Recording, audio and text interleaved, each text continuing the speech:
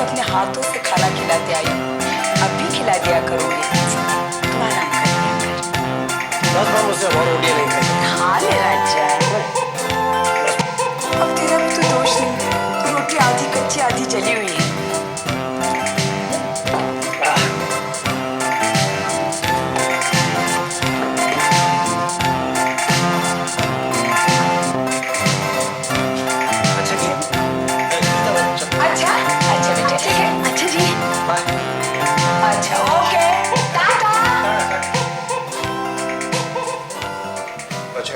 खाना खा लिया? ठीक है ठीक है। और सुन, मेरा खाना लगा, थोड़ा सा खा लूं तो सो लूं।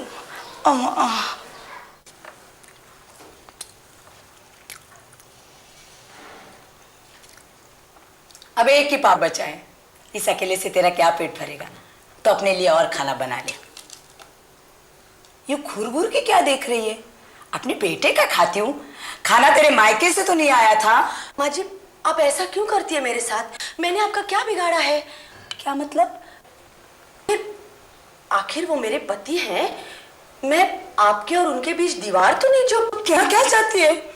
मैं तेरे और उसके बीच दीवार बनी बैठी हूँ? माँ जी नहीं, बाहर से कैसी बोली बनी बैठी रहती है, जैसे कुछ जानती नहीं, और अंदर से ये सब सोचती है। बस बस बहुत हो चुका। हाँ, अब तुम लोग अलग हो जाओ, मुझे नहीं रहना तुम्हारे साथ। और अगर उसे ये घर नहीं छोड़ना तो इस घर में या तो तू रहेगी या मैं रहूंगी। आने दे उसे, आने दे। फिर से तुझे मायके न भिजवा दिया तो मेरा नाम नहीं। तो रोटियां क्या खा ली तो दीवार बना दिया। अब तो मुझे उठा ले, एक बार तो हार फेल हो चुकी, अब दूसरी बार करवा ले। हाय रे, बहुत दर्द हो रहा है। हाय रे, बहुत दर्द हो रहा है। अब मैं नहीं छूंगी, मैं चली। माँ, अपने आप को संभालना, मैं डॉक्टर को अभी लेके आता हूँ। नहीं रे, अब तू मेरे पर और पैसे मत खर्च कर, अब मैं इस जग से चली। वैसे भी क्या रखा है इस जग में, जहाँ 2 रोटियां खाओ तो लोग घूरते हैं।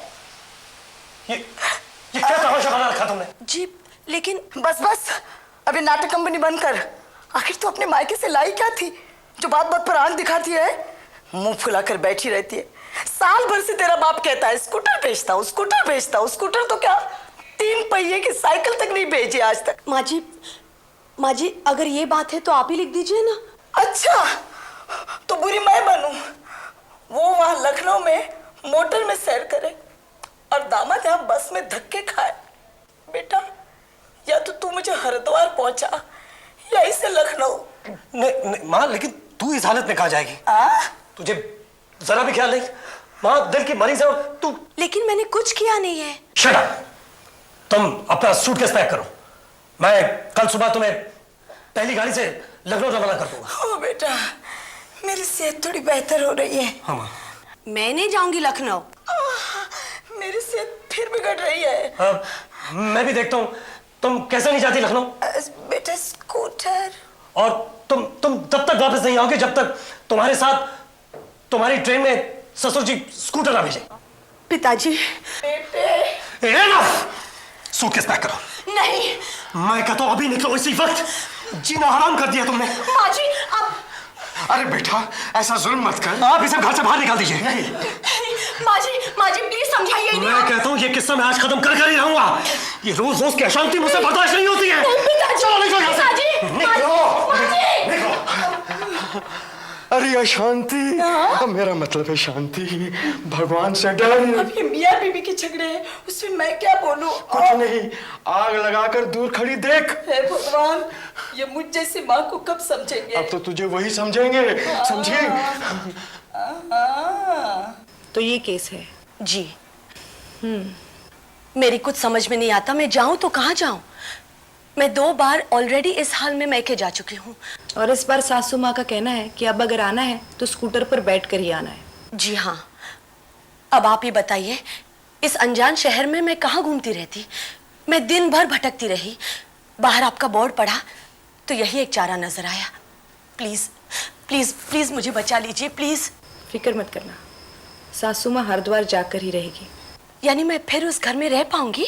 आप उस घर में जरूर रह पाएंगी, चाहे वो उस घर में रहे या न रहे। चलो मेरे साथ। अरे माँ जी, कैसी है? मैं अच्छी हूँ। तू कैसी है बेटी? मैं बिल्कुल अच्छी हूँ। पिताजी कैसे हैं? अच्छे हैं। हाँ, उनका बैठिए। जोड़ों का दर्द बिल्कुल बरकरार है, बहुत अच्छे हैं। बैठिए प्लीज। क्या खाएंगी बताइए। भाई मेरा तो पेट पूरा भरा हुआ है, लेकिन तुझे क्या हुआ? तू क्यों इतनी दुबली हो गई? कुछ नाश्ता वास्ता किया कि नहीं? नहीं माँ जी, आज भूख नहीं थी। भाई ये क्या बात हुई? तू खाएगी तो मैं खाऊंगी। अच्छा ठीक है, फिर आप खाएंगी तो मैं भी खाऊंगी। ये सास बहू का इतना ज्यादा प्यार देखकर मेरी आंखों में तो खुशी के आंसू आ रहे हैं। इसलिए कहता हूँ ये सास बहू को जरा दूर दूर ही रखना चाहिए। कभी कभार मिले तो प्यार है, वरना तकरार ही तकरार है। ये भी बस क्लीशे लाइनें बोलते जाएंगे। अच्छा ठीक है। अब ये बताओ कि कल कुछ दुकान चली या नहीं? जी? मेरा मतलब है कोई ग्राहक आया दुखी, हैरान, परेशान? आया नहीं, आई। कोई नया केस? हाँ, सास और बहू का। ये लो माँ, आपके आते ही। उसकी सास और उसके पति ने उसे घर के बाहर निकाल दिया था। अरे अरे अरे, तो तुमने क्या एक्शन लिया? मैं उसे लेकर उसके घर गई। Very good. वहाँ फॉर्मूला 24 इस्तेमाल किया, लेकिन उसकी सास और उसके पति ने उसके घर की दहलीज तक नहीं लांघनी दी। उसका पति तो उसे लखनऊ की गाड़ी पर चढ़ाने पे हमारा था। तो तुमने क्या किया? एक ही रास्ता था उसका घर उसे वापस दिलाने का, 498A। What? और कोई रास्ता ही नहीं था विनोद। लेकिन तुमने कम से कम मेरे वापस आने तक का तो इंतजार कर लिया होता। लेकिन मैं पूछती हूँ ऐसा हुआ क्या? माँ जी, मैंने उसकी सास और पति को जेल करवा दी, उसको मेंटली हैरेस करने की और उससे दहेज मांगने के जुर्म में। लेकिन तुम तो जानती हो कि हम हर केस कितने प्यार और एहतियात के साथ सॉल्व करते हैं। हाँ, लेकिन हर बार नहीं। और मैंने उनसे बात की, लेकिन उसके पति से ज्यादा तो उसकी माँ आमादा थी उसको घर से बाहर निकालने पे। देखा माँ, या मैंने पीठ दिखाई नहीं की, प्रॉब्लम खड़ी हो गई। जी नहीं, लेकिन मुझे विश्वास है कि मैंने जो कुछ भी किया ठीक किया। अब देखो, जो तुमने कानूनी तौर पर करना था तुमने कर लिया। अब चलो, हमारा कुछ इंसानी फर्ज भी बनता है ताकि कल को यह समस्या पूरी तरह खत्म होने के बजाय और बढ़ न जाए। ठीक है, लेकिन ठहरो, मैं पहले माँ जी के लिए नाश्ता बनाती हूँ। नहीं बहू, मैं बना लूंगी। तू जा।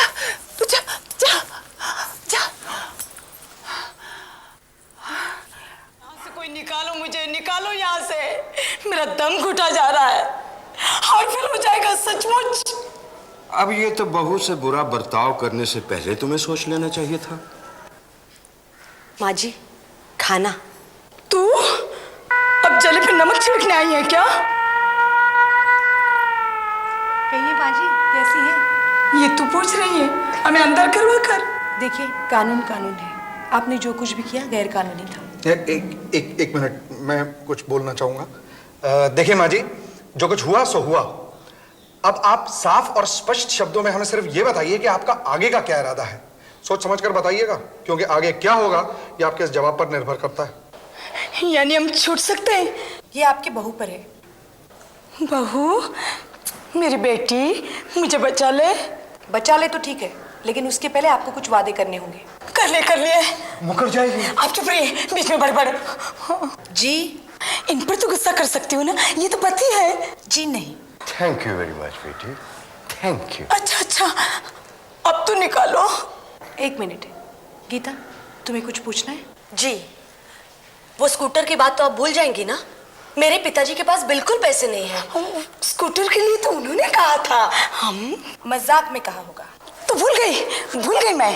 तो फिर ठीक है, अब मेरा ख्याल है कि कंप्लेंट वापस ले ली जाए।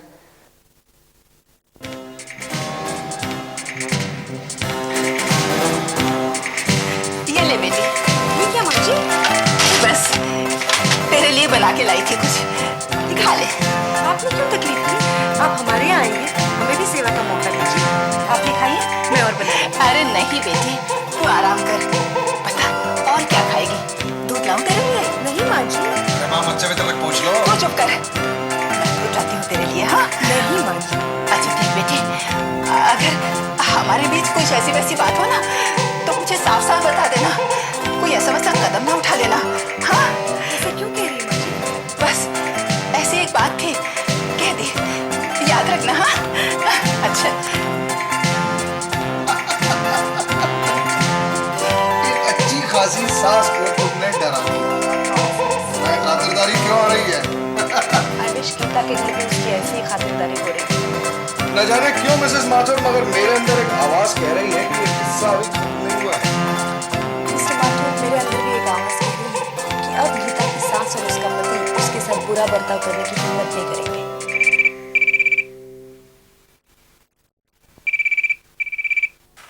हेलो, जी हाँ है। आप कौन बोल रहे? नाम तो बताइए। अच्छा एक मिनट, आपके लिए किसका फोन है? नाम नहीं बता रहा। हेलो, कौन?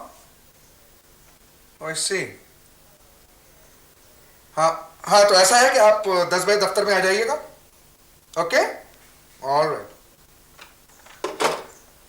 मैंने कहा था ना मिसेस माथुर, ये किस्सा अभी खत्म नहीं हुआ है। मिस्टर चावला हमसे दफ्तर में 10 बजे मिलने आ रहे हैं। मैं अपनी बीवी को तलाक देना चाहता हूँ।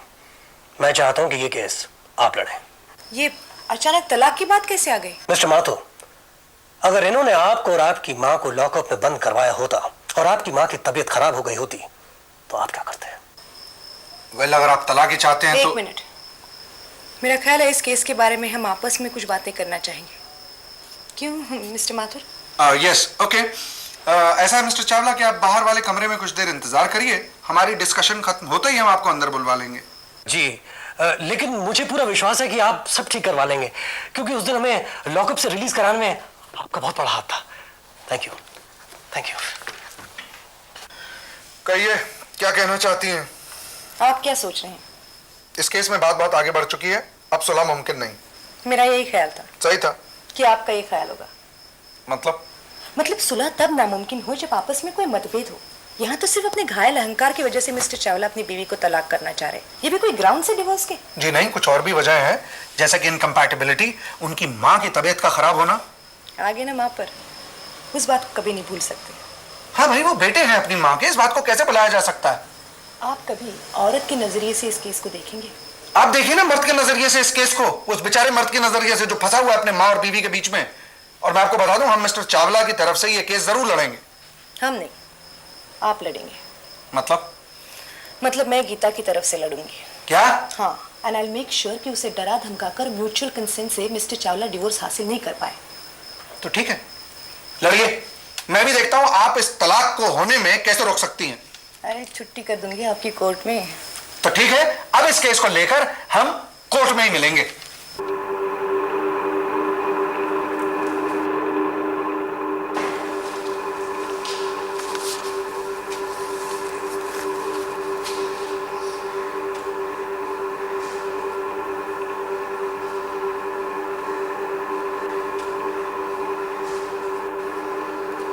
MJ petition number 34 of 1988. Who is from the petitioner's side? मैं योर लॉर्डशिप। और रिस्पोंडेंट की तरफ से मैं हुई योर लॉर्डशिप। ओह, आप दोनों। All right, proceed, Mr. Mathur. Your lordship, इस केस के शुरुआत में ही मैं कुछ बेसिक फैक्ट्स बताना चाहूंगा। एक तो यह कि यह तलाक की पिटीशन मियां बीवी के बीच इनकम्पैटिबिलिटी, मेंटल टेंशन और पिटीशनर के मां और पिताजी की हैरेसमेंट की बिना पर दर्ज की गई है। योर ऑनर, हैरेसमेंट माँ और पिता की नहीं बल्कि लड़की की हुई है। ये रहा उसका सबूत। कुछ दिन पहले मैंने उनके खिलाफ पुलिस में कंप्लेंट भी दर्ज करवाई थी, जिसके कारण पति और माँ को लॉकअप में भी रखा गया था। ये रहा उस एफआईआर का जेरॉक्स कॉपी। ये लॉर्डशिप, जैसे कि आप अच्छी तरह जानती हैं, आज कोई भी बहू थाने में जाकर अपने इन-लॉज के अगेंस्ट अगर कंप्लेंट लिखवाए तो उसके इन-लॉज को इमीडिएटली लॉकअप में बंद कर दिया जाता है, फिर चाहे वो कंप्लेंट सही हो या गलत। मैं ये नहीं कहना चाहता कि मेरे लर्नेड फ्रेंड ने कोई गलत कंप्लेंट लिखवाई थी, लेकिन हैरेसमेंट उतनी भी ज्यादा नहीं बढ़ी थी कि सेक्शन 498A आईपीसी का सहारा लिया जाता। योर लॉर्डशिप, मेरे फाजिल दोस्त ये सजेस्ट करना चाह रहे हैं कि एक मेजरिंग टेप रखा जाए, जिससे कि ये नापा जाए कि हैरेसमेंट कितनी हुई है और उसके मुताबिक पुलिस में कंप्लेंट दर्ज की जाए। Please mister and Mrs Mathur, अगर आप दोनों लड़ पड़े तो इस कोर्ट में एक और केस आ जाएगा और वो हम चाहते नहीं। क्यों? Proceed mister Mathur. Your lordship, मैंने बेसिक फैक्ट्स तो बता ही दिए हैं। मेरी कोशिश यह थी कि यह तलाक म्यूचुअल कंसेंट से हो जाए, लेकिन इन्होंने मेरे मुवक्किल की बीवी को भड़काया कि उन्हें यह केस कॉन्टेस्ट करना चाहिए। ये इल्जाम तो मैं इन पर भी लगा सकती हूँ कि इन्होंने मिस्टर चावला को शय दी कि उनका तलाक लेने का ख्याल सही है। योर लॉर्डशिप, अगर मुझे बीच बीच में टोक कर इनकी यह कोशिश है कि मैं कुछ बोल ना पाऊं तो ठीक है, पहले ये बोल लें। जी नहीं, मेरी ऐसी कोई ख्वाहिश नहीं है। तो ठीक है लॉर्डशिप, मैं तो सब कुछ कह चुका हूं, अब मुझे और कुछ है नहीं कहने के लिए, आप बोलिए। शुक्रिया योर लॉर्डशिप। मैंने गीता चावला के रिटन पिटिशन में इनके स्टेटमेंट का जवाब देते हुए जो कहा है उसे दोहराते हुए कहूंगी कि ये किस्सा है एक माँ का अपने बेटे के साथ बेहद प्यार का। ऐसा प्यार जिसके फलस्वरूप बेटा शादीशुदा होने के बावजूद भी अपने पत्नी के साथ एक रिश्ता कायम नहीं कर पाया। आया ये क्या कह रही है? ऐसा कुछ भी नहीं है। अब बीच में नहीं बोलेंगी। योर लॉर्डशिप, मैं बताती हूँ ये तलाक की मांग क्यों की गई है।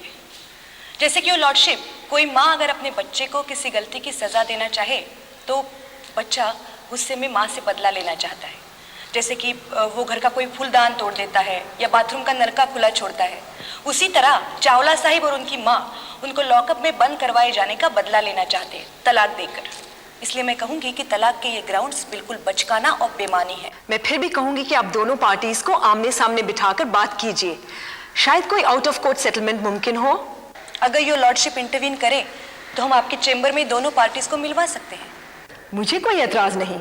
लेकिन मेरे मुवक्किल सेटलमेंट नहीं चाहते हैं। मैं बात कर चुका हूँ। मैं मिसेस गीता चावला की तरफ से एक पिटीशन फाइल करना चाहूंगी। किस संबंध में? दहेज मांगने की। और मैं चाहूंगी कि इन्हें इस जुर्म की पूरी सजा मिले। नहीं, हमने दहेज नहीं मांगा। इसके पिताजी ने कहा स्कूटर। कोर्ट में बात करना मना है। अगर तुमने कोर्ट में झूठ बोला तो ये एक और जुर्म होगा। आप तो चुप रहिए। मैं अब चुप नहीं रहूंगा। अगर मुझसे पूछा गया मैं तो साफ साफ बता दूंगा। ये अब क्या कह रहे हैं पिताजी? आप चाहते हैं जेल चले जाएं? तुम्हारा क्या मतलब है? जो हरकत तुम लोग दोनों कर रहे हो उसके लिए जेल तो बहुत छोटी सजा है। मैं क्या करूं? किन झंझटों में हमें फंसाया? झंझट में मैंने फंसाया आपने। गीता की आपसे नहीं बनती। अरे यहाँ बात करना मना है। अगर आप लोगों को बात करना है तो बाहर जाकर बात करिए। इस सबसे छुटकारा दिला तो हमें। सुलह करवा दीजिए। I hope you can make up your mind, Mr. Chawla. सुलह करवा दो। सुलह करवा दो, सुलह करवा दो। सोच समझ कर कह रहे हैं? जी हाँ जी। What's the matter, Mr. Mathur? मेरे क्लाइंट सेटलमेंट के लिए तैयार है।